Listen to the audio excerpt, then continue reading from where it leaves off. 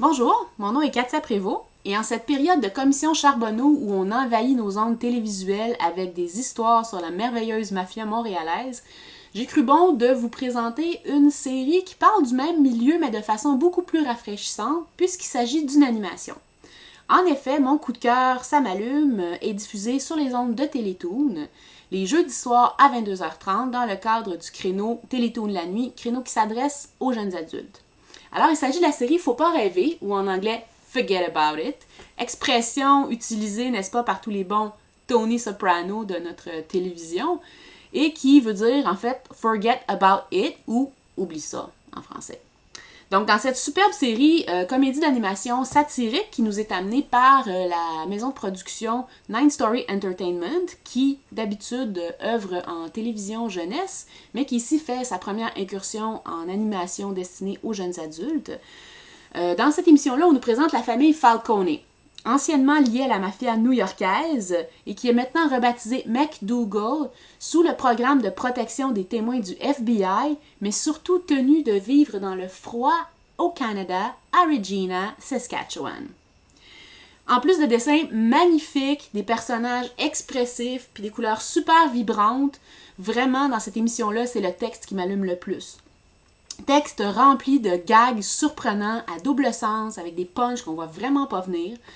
Comme par exemple la scène où leur agent de liberté surveillé, l'agent spécial McCool de la GRC, parle qu'il astique son pommeau. Et là, on comprend qu'en fait, il s'agit du pommeau de la selle de son cheval. C'est une police montée. Parfois, le texte va aussi prendre des tangentes très unpolitically correct, comme quand la mère de la famille dit à sa fille aînée que la politesse, c'est d'attendre que tout le monde ait fini de souper avant d'aller se faire vomir. Quand même. Et quand ce genre de réplique nous est bien livré de par la voix d'une comédienne de grand talent comme Josée Deschênes, oui, notre creton national dans le rôle de la mère, Cookie, qui est absolument méconnaissable, bien, on comprend toute l'importance de la justesse de l'interprétation dans la post-synchronisation, qui ici est de grande qualité de par son efficacité humoristique, et qui quand même est assez près de la version anglophone, mais évidemment avec un réel vocabulaire québécois et des adaptations bien faites pour le Québec avec des bonnes références.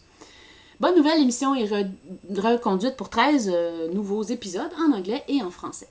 Bon, avant le début de la diffusion en septembre, on nous a mitraillé d'autopromotion sur les ondes de tout format pour nous annoncer la venue de l'émission et j'étais un peu sceptique parce que l'an dernier, on a usé de la même stratégie promotionnelle pour nous amener la production originale canadienne traduite en québécois de l'année, qui s'appelle Dans le Canyon, version française de Crash Canyon, et qui, malgré ses qualités propres et, premièrement, selon moi, pas si hilarante que ça,